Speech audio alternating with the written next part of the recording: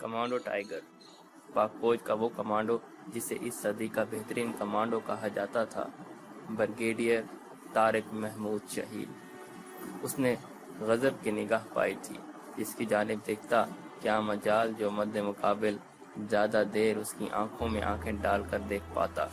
صوفیہ کرام کے شہر ملتان میں 8 اکتوبر 1938 کو پیدا ہونے والا یہ سپاہی ایک داستان شجاعت کا ایک امر کردار تھا۔ وہ پیدائشی فوجی تھا۔ لاہور کے گورنمنٹ کالج سے تعلیم حاصل کرنے کے بعد وہ پشاور میں قانون کی تعلیم حاصل کرنے چلا گیا، مگر کوئی نہ کوئی ایسی چیز تھی جو اس کے اندر ہلچل پیدا کرتی رہتی تھی۔ وہ سمجھ نہیں، وہ راتوں کو سوتے ہوئے اٹھ کر بیٹھ جاتا۔ اسے یوں لگتا تھا کہ اسے کوئی آواز دے رہا ہے، کوئی بلا رہا ہے۔ آخر ایک صبح وہ اٹھا، قانون کی تعلیم کو خیر بات کہا اور فوج میں اپلائی کر دیا۔ وہ جان گیا کہ نو دھرتی ماں کی پکار پر لبیک کہنے کا وقت آ چکا ہے۔ 1963 میں پاکستان ملٹری اکیڈمی کاکول سے ایک بہترین افسر بن کر پاس آؤٹ ہوا۔ نام تو اس کا طارق محمود تھا، مگر دنیا ٹی ایم ٹائیگر اور مین آف سٹیل یعنی مرد آہن کے نام سے مشہور ہوا۔ فوج نے اسے کمانڈو تربیت دی اور تربیت مکمل کر کے وہ ایس ایس جی کمانڈو کی پہلی بٹالین میں شامل ہوا۔ 1965 میں اسے امریکہ میں ہونے والے ایک ایڈوانس اسپیشل کورس کے لیے منتخب کیا گیا، مگر اس وقت 1965 کی پاک بھارت جنگ شروع ہو گئی۔ ٹی ایم ٹائیگر اپنے کمانڈر کے سامنے پیش ہوا دیا۔ اس نے کمانڈر سے کہا وہ وعدہ نبھانے کا وقت جو یہ خاکی وردی پہننے سے پہلے اس نے اپنے وطن سے کیا تھا۔ کمانڈر اپنی کرسی سے اٹھا، ٹائیگر کی طرف دیکھ کر مسکرایا اور اس کے کندھے پہ تھپکی دے کر وکٹری کا نشان بنایا۔ ٹائیگر کے چہرے پر مسکراہٹ پھیل گئی۔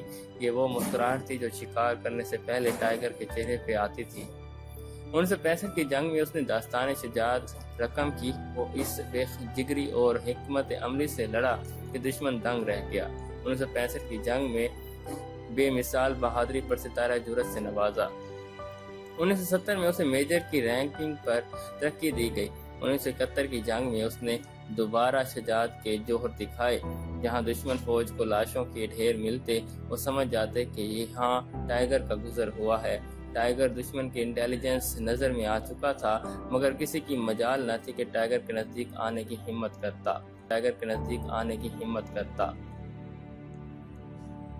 1971 کی جنگ کے بعد فوج نے اسے ستارہ بصالت سے نوازا۔ 1974 میں ٹائیگر کو لیفٹیننٹ کرنل کے عہدے پر ترقی دی گئی۔ اس دوران بھی دھرتی ماں کی آواز اسے بلاتی تھی۔ وہ اب بھی راتوں کو اٹھ کر بیٹھ جاتا تھا۔ وہ شیر کی طرح دشمن پر جھپٹتا تھا، مگر وہ آواز اسے بلاتی رہتی۔ وہ مزید بے جگری سے لڑتا۔ فوج نے اس کی خدمات دیکھتے ہوئے 1977 میں اسے ستارہ بصالت سے نوازا۔ 1982 میں بریگیڈیئر کے عہدے پر ترقی کے بعد اسے ایس ایس جی کمانڈوز کا کمانڈنٹ تعینات کیا گیا۔ یہی وہ وقت تھا جب پاکستان اور بھارت کے مابین سیاچن کا تنازع زور پکڑ چکا تھا۔ پاک بھار فوج نے سیاچن گلیشیئر واپس حاصل کرنے کے لیے ٹائیگر کی خدمات حاصل کرنے کا فیصلہ کیا، اور ٹائیگر نے اپنی ٹیم کے ساتھ برف پوش پہاڑوں میں دنیا کے بلند ترین محاذ جنگ پر بھارت کی فوج کو بتا دیا کہ شیر جب برف پوش پہاڑوں میں جھپٹتے تو شکار کیے بغیر واپس نہیں جاتا۔ بھارتی فوج سیاچن سے بھاگ کھڑی ہوئی اور 1984 میں ٹائیگر ان برف پوش پہاڑوں پر سبز ہلالی پرچم لہرا چکا تھا اور فضا اللہ اکبر کے نعروں سے گونج اٹھی تھی۔ 5 ستمبر 1986 کو کراچی ایئرپورٹ پر ایک مسافر بردار امریکی طیارہ ہائی جیک کر لیا گیا۔ 360 افراد کی جان خطرے میں تھی۔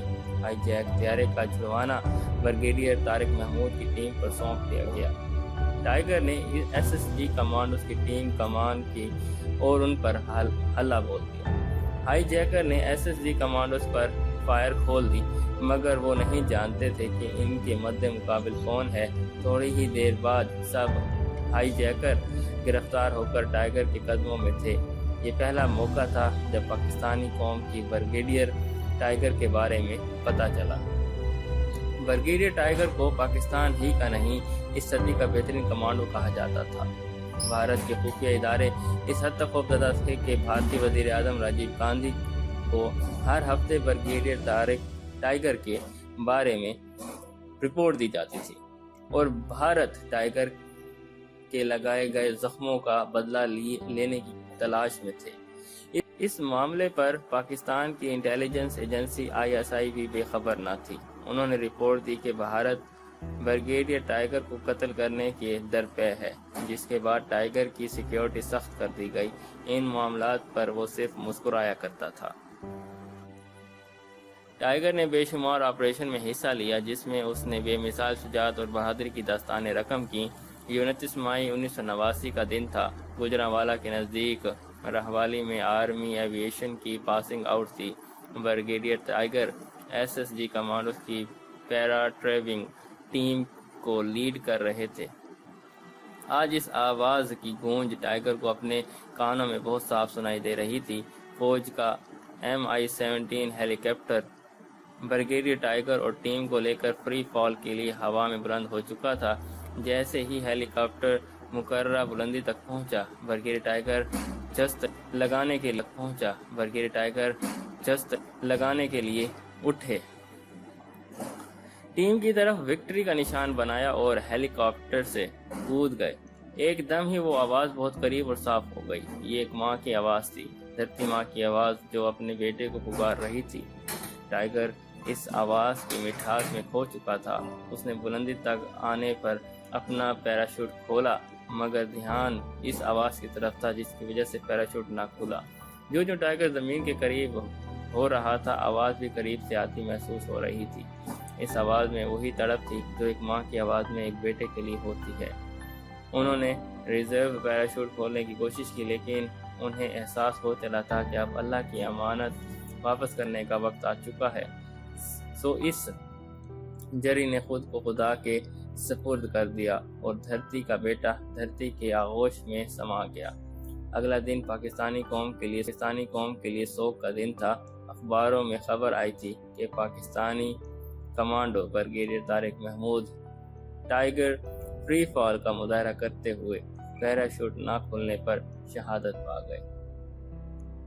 ناظرین، اگر آج کی کہانی آپ کو پسند آئی ہو تو اپنے دوستوں کے ساتھ ضرور شیئر کیجیے گا اور ہمارے چینل کو ضرور سبسکرائب کر دیجیے گا۔